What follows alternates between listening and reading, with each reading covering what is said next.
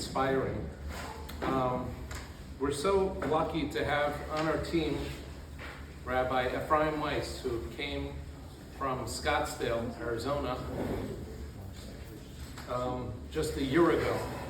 And he's quickly become part of the fabric of the organization, helping give classes, stories, inspiration. And when we were planning this event, every year between Rosh Hashanah and Yom Kippur, we have somebody speak to be uplifting. And I asked him, hey, what about you speaking? And he said, very willing, ready, able to do it. And we're so excited to have him here with us this day, the night of inspiration between Rosh Hashanah and Yom Kippur. Rabbi Weiss.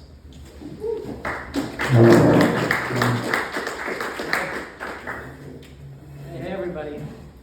So one year I was walking to synagogue on a Rosh Hashanah morning.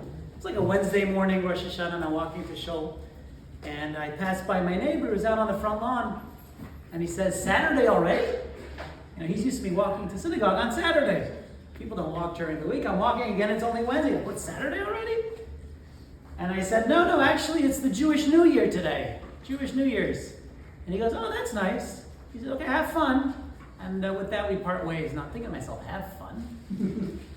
If there was any description of Rosh Hashanah service, fun would not be one. I would think of maybe inspiring, meaningful, maybe nice, fun. That doesn't quite cut it. Like in his mind, he's probably thinking, New Year's. You can probably be music, be some drinking, be counted down to something, right? And in reality, we all know the Rosh Hashanah service is nothing like that. The only music, or something that semblance of music, there's a horn at the end. There's not much of a tune. So why is it that our Rosh Hashanah Yom Kippur season is so somber? Not much of a celebration, very serious time of year. What is it so serious about our New Year's time of year, different than everybody else? How come? So let's talk a little bit about Rosh Hashanah. Whenever you want to understand Rosh Hashanah, the best place to start is the first Rosh Hashanah in history. Go back to the beginning. We all know God created the world in 6 days, right? Everyone knows that?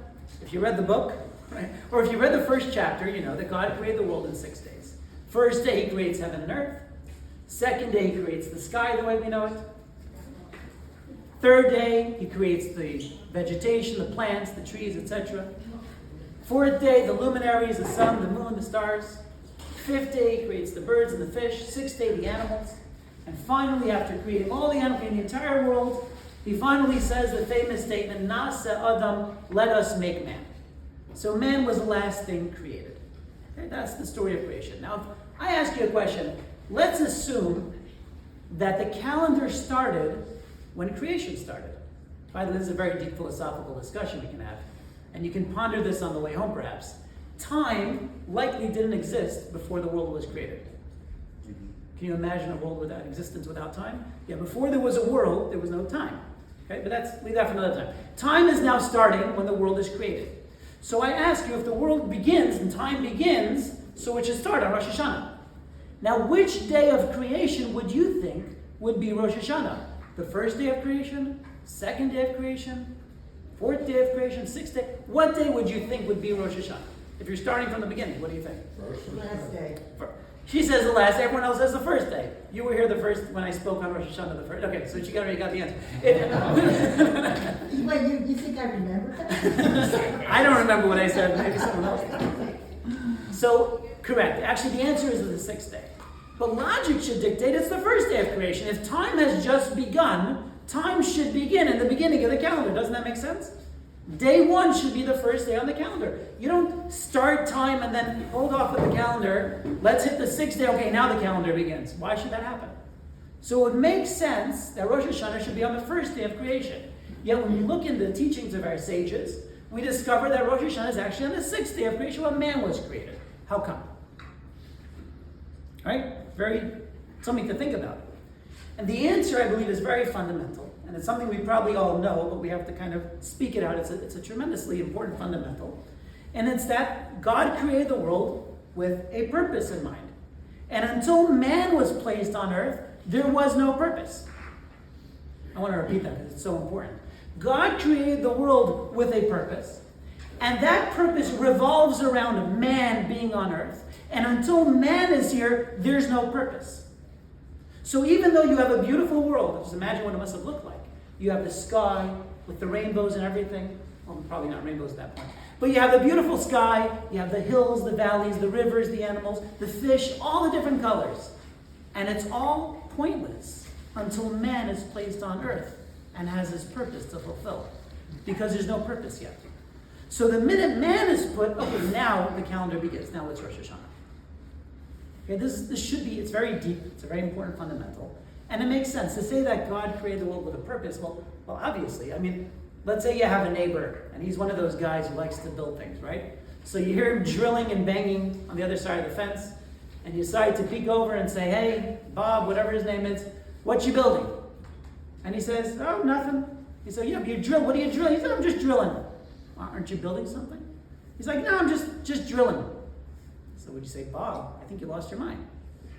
Why are you drilling? What are you doing? Obviously you have a purpose. If you're building something, there's a reason. So if God went ahead and created this existence as we know it, there must have been a purpose, right? That's obvious. Here what we're saying is not only was there a purpose, the purpose revolves around us somehow doing something. We're the purpose. The purpose revolves around man coming on this earth and fulfilling that purpose. That's what's amazing about this teaching. So what does that do with Rosh Hashanah?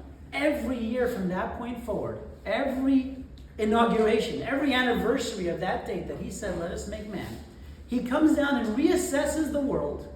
He reassesses existence, and he comes and checks, is my purpose being fulfilled or not? That's what Rosh Hashanah is. That's Rosh Hashanah, and it's actually all the way to Yom Kippur, because what happens is he assesses, and he gives a 10-day leeway, and then he makes a decision. If the purpose is being fulfilled, then great. Here's another year of life to continue fulfilling the purpose. And if the purpose is not being fulfilled, well, now he's saying, well, and if you're not, first of all, you're not fulfilling the purpose, and you're not facilitating the purpose in any way coming to fulfillment, so God says, so then why do I need you here? So we get this 10-day leeway to kind of get it right, or kind of get on the right track at least. Start putting things into motion somehow. Some level of improvement, that's the 10 days till Yom Kippur. So it's a pretty serious time of year. That's why it's so serious, because everything's dependent on this time of year. You know, you ever been in a company where imagine a very large company, and the CEO gets a report, he does his yearly review, his annual review of the company, and he discovers, you know what, last year we just lost money. With all the expenses, all the payrolls, with the amount we brought in, we lost money. What does he do? He calls in all his different division heads, and he says, how many employees are in your division? How many employees in your division? And he starts making cuts. He says, who's putting in 100% of effort? Who's putting in 90%? Who's putting in 80%? Okay, everyone who puts in 80% or less is out. Next. And they start doing layoffs. This happens everywhere. Right? You ever been in a company when that happens? You know what everyone's doing the whole time? They're like there's rumors going around. I heard there's going to be layoffs. I heard there's going to be layoffs. I hope it's not you. I think it might be this. I don't know if it's going to be. When it's going to be this week, next week. Everyone's nervous about it. That's kind of what this time of year is. God is making decisions for the coming year based on what happened till now, and if his purpose is being fulfilled or not. So that makes it a very intense time. In fact, in Hebrew, the high holidays are called the Yamim Noraim. What does Yamim Noraim mean? Norah in Hebrew means awesome, awe, days of awe. In Hebrew, literally, the high holidays are called days of awe. They're days that are awe-filling, they're awe-inspiring, because they're very serious days. So the question is, why don't we celebrate? Why don't we throw a party? Well, when we're partying and having a great time, we're not always in our best behavior, right? But this time of year, we're on our best behavior, right? We come to synagogue. We're out on a random Thursday night. We came to listen to somebody talk, right? There's other things to do. There's football, right? There's other things to be doing. But we came to hear something in Torah because we have to be on our best. We're trying to get that step in the right direction. I always used to have this argument in camp. I used to go to a sleepaway camp. And before visiting day is Sunday morning, the Saturday night beforehand, they used to have this mandatory cleanup, right? And a very intense. First you'd clean up, you'd have to scrub everything, and then the counselor would come and inspect. And if it was good, the division head would come and inspect. And if it's okay, the head counselor would come and inspect. And if anything out of place, you got to fix it. Why? Because the parents are coming tomorrow. They want to see a clean camp. And we would all I would argue over here, who are we trying to fool? You think our parents think that it's always this clean? You think there's never anything between the beds? You don't think they know the truth? And what's the answer? When they come to visit, when they come to inspect, you put your best foot forward. That's what it means. You put your best foot, just like when you have guests coming over, you clean up, you put your best foot forward. And this time of year we're being assessed, we put our best foot forward. And that's what this time of year is all about. So let's talk about this purpose for a minute, because it's very fundamental and it's very deep. God created the world with a purpose, and we somehow are the ones who are supposed to fulfill this purpose. How are we supposed to know what that purpose is? Does life come with a manual? I used to ask that question when my first baby was born, 21 years ago. First baby was born, we brought him up from the hospital, did he come with a manual or something? Instructions, baby crying, page 123, no instructions, what are we supposed to do? So do we, here in this existence, God created all this for us to fulfill a purpose. Where's the manual? Do we have a manual? There you go, actually, it's the answer. Here's the manual, folks. It's got a few pages to it. Have you ever bought a computer in the 1990s? Remember they used to come with a book? Remember that? No one reads. Today they don't give you a book. They know you're just going to Google it anyway.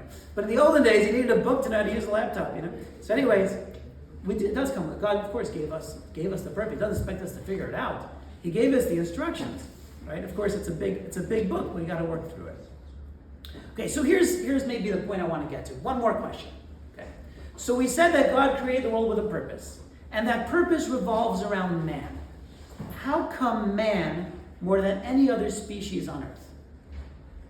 How come God didn't create the world for the purpose of the cows fulfilling the purpose on earth? A brain. What's that? A brain. A brain. Okay, good. That's a good answer. A good answer. Intellect. You want to say that the reason why mankind has been tasked with the purpose of existence is because they have intelligence. Okay, so maybe that's the answer. So not a cow, because a cow is not quite that intelligent. How about another one? I'm going to make the question a little more. I'm going to throw a curveball here. We know that in Judaism, there's such a thing called an angel. Anyone know that? Angels are in the Torah. They were actually created on day 2 of creation. It's in Rashi, in Genesis, from the beginning of Genesis. Okay, so angels, what's an angel, by the way? An angel is not, I don't know, I hate to say the word angel because people have this cartoonish image of a baby with wings. That's not what an angel is. An angel is a spiritual creation with no body. So you can't see an angel because they don't have a body. There's no physicality to it. But they're a spiritual creation, spiritual existence. That's what angels. So angels are very spiritual. I would imagine they're quite wise. How come God didn't create the world for the angels to fulfill a purpose? How come us? Right? So if not a cow, how about not an angel? Okay? That's the question. How come? Why us? What faculty, what characteristic does mankind have that is superior to any other creature that God made? How come we're the ones tasked with the purpose of creation? Zero. Ooh. You looked at the title of the talk, right? Okay. The answer, he said a Hebrew word. I'm going to use the English version of that word. The answer is that we are the only creation on earth that has freedom of choice. We can choose. A cow doesn't choose. Did you ever see a cow wake up in the morning and be like, you know what, I'm seeing all these packages, grass-fed beef, I'm not eating grass anymore. That's it. No more grass for me. You want to feed me, find me something else. I don't want to wind up on the packet in the store, right? Doesn't happen. Cows don't have choice. They follow their instinct, they do what they're supposed to do, no choice. Angels also don't have choice. They're genetically programmed to do whatever they do. Let's say they praise God all day. They don't have, it's not a choice. It's not a challenge for them. I'm tired today. Can I just sleep in? Angels don't say that. Why? They're angels.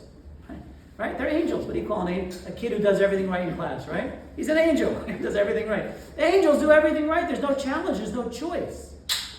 Man was chosen because he has one capacity that nothing else on this earth has, and that's the ability to choose. In other words, he has a challenge. Rabbi Luzzatto writes that we were purposely put in a world, in an existence, where there's temptation to sin. In fact, Adam was placed in an environment where the temptation to sin was just as great as the temptation to do good. He didn't have a tendency to one way or the other. It was 50-50. Now you understand why when you go out on the street, there's temptation to do not good, to choose evil. We are put in a situation where we have temptation to do evil, temptation to do good, and we have to choose good. In fact, I would venture to say that today it's not quite 50-50 anymore. Do you ever see a billboard that says, study Torah? No? We're being pulled in every direction to do other things, right? doing good, you have to kind of work a little bit at it, right? What's the Hebrew word for angel? Angel, malach. Do you sing the song Friday night ever? Shalom Aleichem. Malachei Asheret. I'll sing it for you later. But it's a malach. So this is something that's very, very important. We have the ability to choose. It's the human superpower, the ability to choose. It's so fundamental, in fact, that we have the ability to choose, and we're always in a scenario that we are able to choose, that is fundamental to creation. Let me tell you something. I teach a lot of young people, and sometimes I get this question. It's a fascinating question. A young kid asks me, says, if God doesn't want us to eat cheeseburgers, how come he lets us? Next time I'm eating a cheeseburger, lightning should come out of the sky and strike me down and kill me if he doesn't want me to eat cheese. God can't do that? God can do it. So why does he let me eat the cheeseburger? Good question. Kids are smart these days, right? So you know what my answer to him is? I said, let's say you were online getting the cheeseburger and I was right behind you, the $1.99 for a burger. Actually kidding. So I'm online too, okay? And you order the cheeseburger and lightning comes through the window, shatters the window, zaps you on the spot, your skeleton lights up, you fall on the floor dead. And now it's my turn. Who's next? I'll have a cup of water, please. Thank you. There's no more free choice. I'm not choosing the cheeseburger. Are you kidding me? Lightning. So what just happened to that guy? Right? So in order to maintain freedom of choice, there had to be a world where there's no direct consequences. If we saw consequences immediately of our actions, the choice goes away. So this is fundamental to the way God runs the world. Freedom of choice must exist. So you do a mitzvah, you should be floating up to the heavens. But we don't. We feel the same. I did a nice deed. I feel pretty much the same. Why?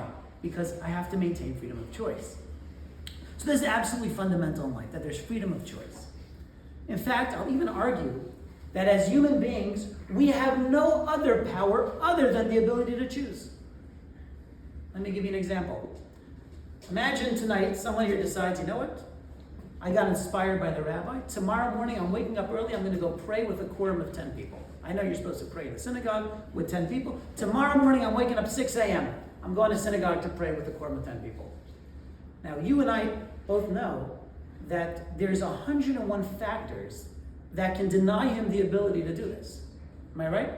He might not fall asleep. If he falls asleep, he might get woken up by some neighbor's dog.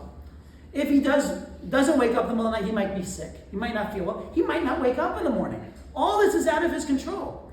It might be a hurricane in the morning, right? I sure hope not. Right? So imagine he does wake up and he gets to synagogue and nothing stops him. Guess what? He needs another 9 people to show up too.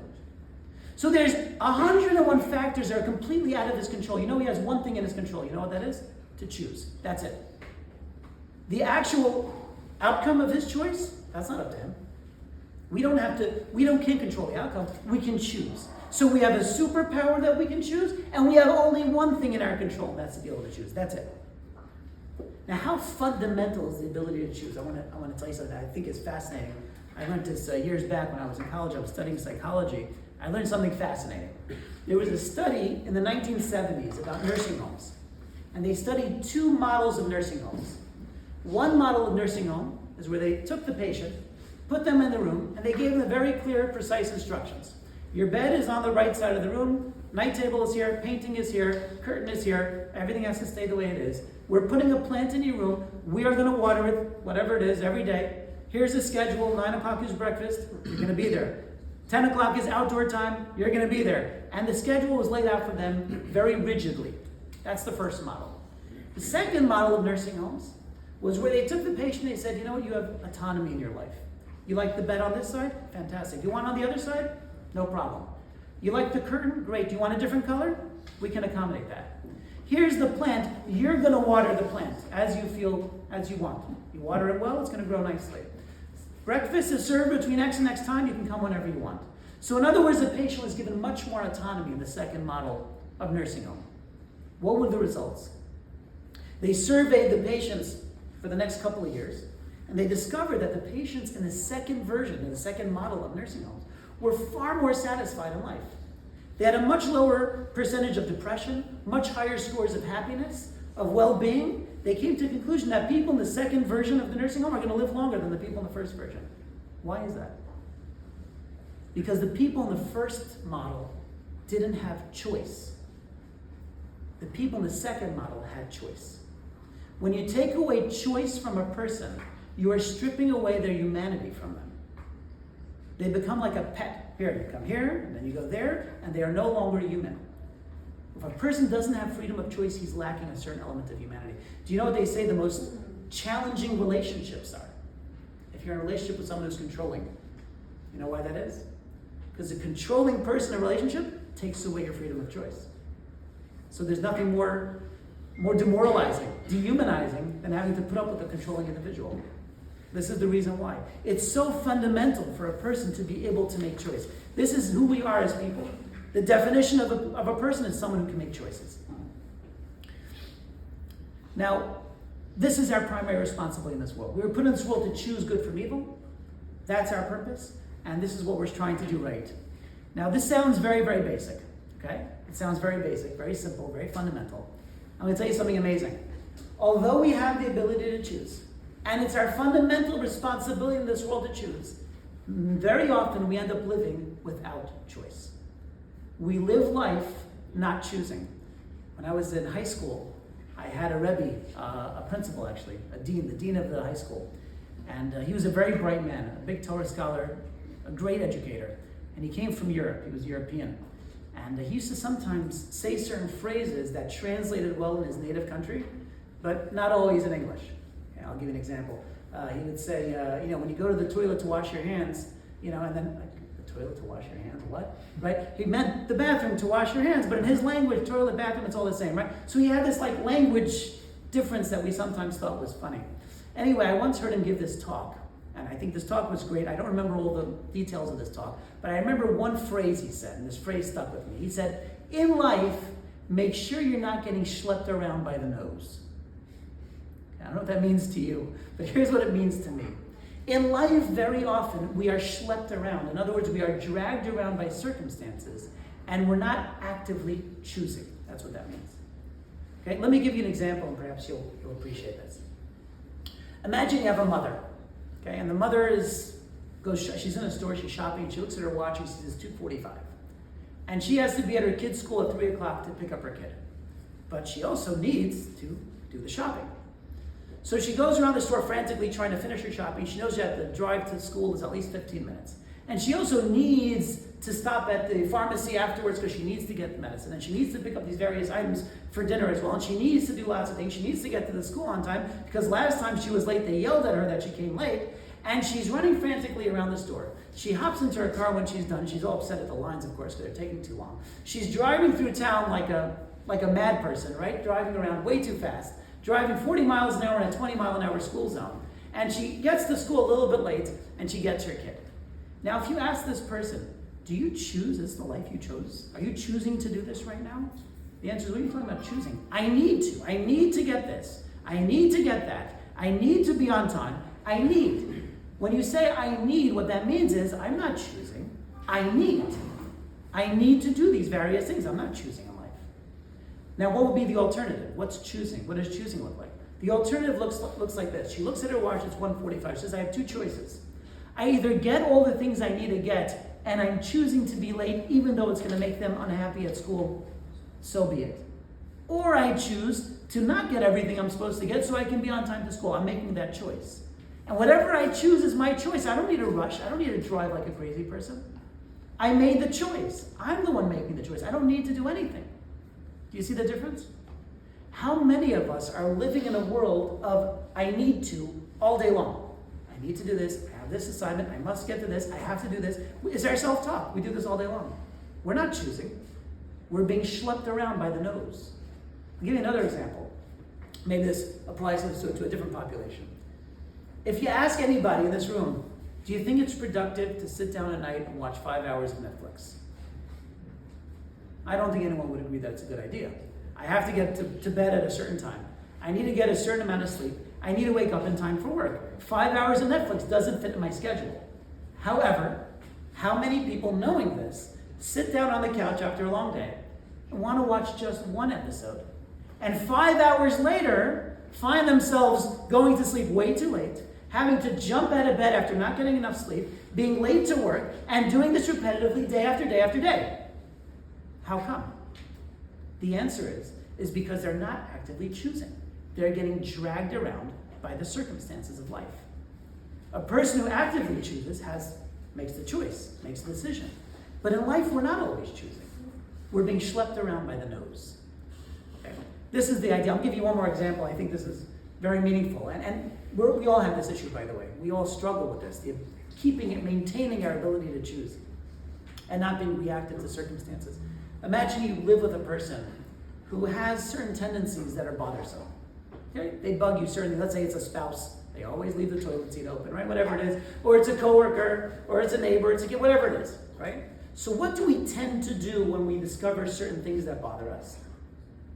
We complain about them. There's another word we use. We nag.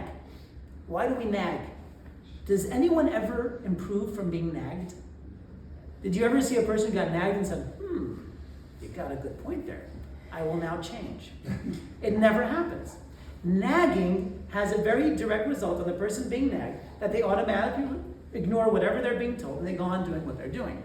Now, if the person was choosing actively how to deal with this circumstance, what they would do is sit down with the person, have a conversation, explain what it does to them, how it makes them feel, why it bothers them, hoping that there's a solution and an agreement. That would be a mature way to deal with the situation. That would be a choice. I'm choosing how to deal with this circumstance.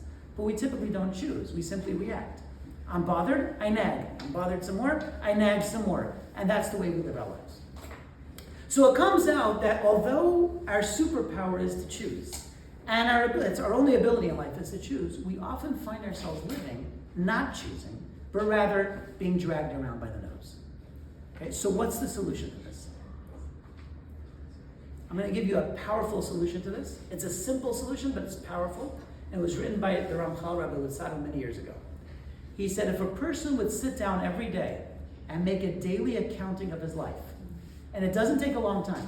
It can take 5 minutes. It certainly can take a bit longer, but it could even be as short as 5 minutes. If he would do this, it would change him completely. What do I mean by a daily accounting? If a person would sit down at the end of his day, now a whole day he's got a list of I have to. That's it. He didn't choose anything all day. And now he sits down at the end of his day and he says, okay, 1 second. What do I want to accomplish in life? How am I going to get to where I want to accomplish in life? What did I do today to get me one step closer to what I want to accomplish in life? And he asks himself these basic questions. What did I do today that could have been better, that I could be doing better tomorrow? And he does these very simple questions. And he does this very simple analysis. Guess what he's doing for those few minutes? He's choosing. He's choosing. For 5 minutes of that day, he's choosing. And what that means is he's now going to approach the next day and hopefully rethink some of his steps. And he starts to live by choice. It's a brilliant, life-changing approach for a person to do this. It literally changes a person's life. You ask very basic questions, and it doesn't take a long time.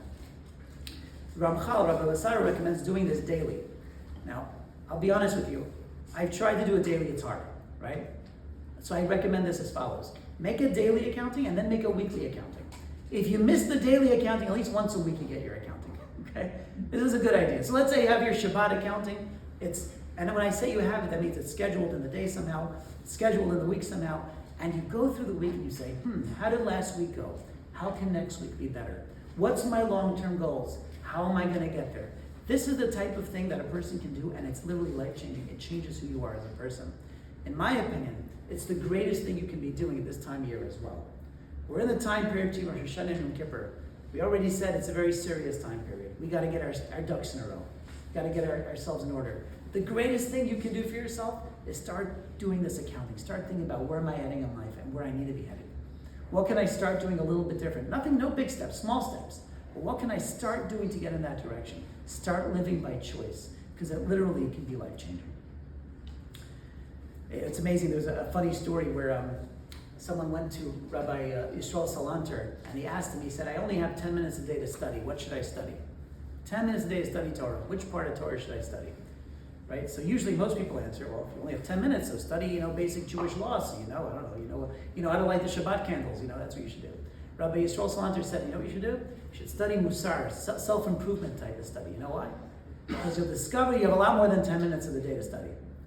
In other words, if you start doing this program or any kind of self-improvement, whether it's self-reflection every day or start working on yourself, you'll discover you have a lot more time to give. You have a lot more to accomplish. It's going to open up a whole new world of opportunity to accomplish. there was a great story, just to finish with this idea. There's a great story I heard. It took place in Israel, and you can appreciate it if you know Israeli society. You know that it's a very capable, very easy. It could have happened. So a bunch of people were in synagogue one day, and they're sitting in the synagogue and they're praying as normal. And one person sitting next to the window, he looks up at the window. He looks out the window. He looks up on top of the building next door, and he starts like panicking. So people right away come over and say, "What's going on? What's going on?" And he points up at the top of the building next door. There's a very, very tall building, eight floors tall.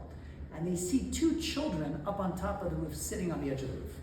Okay, you never see this in America. Israel, such a thing can happen. Two 5-year-old kids are sitting up on top of the roof, their feet dangling over, sitting there playing. And the person watching is like panic, like, what do we do? What are we gonna do? I would yell out the window. She would yell. We would scare them. We might make, get them to fall because they'll panic. Like, what do we do? What do we do? And they're all sitting there. What are we doing? And one person watches the scenario. He sees what's going on. He takes his talit, his prayer shawl off. He runs out the door. He goes across the street, and everyone's watching. He goes into the building next door. He runs up the 8 flights of stairs. He gets to the roof. He opens up the door to the roof, which was not locked, which it should have been. He takes off his shoes, and he starts tiptoeing towards the edge of the roof. He didn't want to startle anybody. As he got close to the 2 children sitting there, he starts crawling, and he gets closer and closer, and when he's within arm's reach, he quickly grabs them, brings them to safety, and brings them into the building, locks the door the way it should have been. That's the story, true story. He saved the kids, okay? Because they were obviously too young to appreciate the danger they were in. And what I heard an amazing idea about this story. He says, when you come this time of year, there's 3 types of people. There's the type of people who don't understand that we're in a scenario where in high holidays, it's a serious time of year. There are people who recognize it, but don't do much about it. And the people who do something about it, right? You have the people in the synagogue, they knew it's a serious situation, but they just panicked. They didn't do anything about it. They just sat there. And that's like many people this time of year. They know Rosh Hashanah, Yom Kippur is a serious time of year, but they don't do anything. You have the person who took action, of course, and that's the person who starts doing something. You say, okay, I have to improve. I'm going to start doing something, even something small, but I'm going to start doing something. And that's like the person who went and took action. And then you have the kids who were sitting on top of the roof, who had completely oblivious to the situation. And that's unfortunately the countless amount of people who don't even realize we're in a serious circumstance. We're in the high, this is serious time, Yamim Noraim, the awesome days where we have to do something. And they don't even realize it's a time that we have to be thinking about it. So, I think the bottom line is, this is an important time of year. I think that's what we started with. That's what we're finishing with. We have to take this time of year very seriously. It's a time of year that we can accomplish tremendous things. But we need to really sit down and think. It needs a lot of introspection. And, use your ability to choose, because that's what we're given. It's our most powerful tool that we have. Choose, make sure you're living by choice. Make sure you're choosing every day. And spend a few minutes every day. There's no greater opportunity, no greater way to grow in life than to spend a few minutes every day doing that self-assessment, reflecting on life, seeing how we can improve, and that really will open up a whole new world of being a person who chooses and not a person who simply schlepped by the nose. I wish you all a wonderful Gemar Chatima Tova, and it should be a good year for everybody.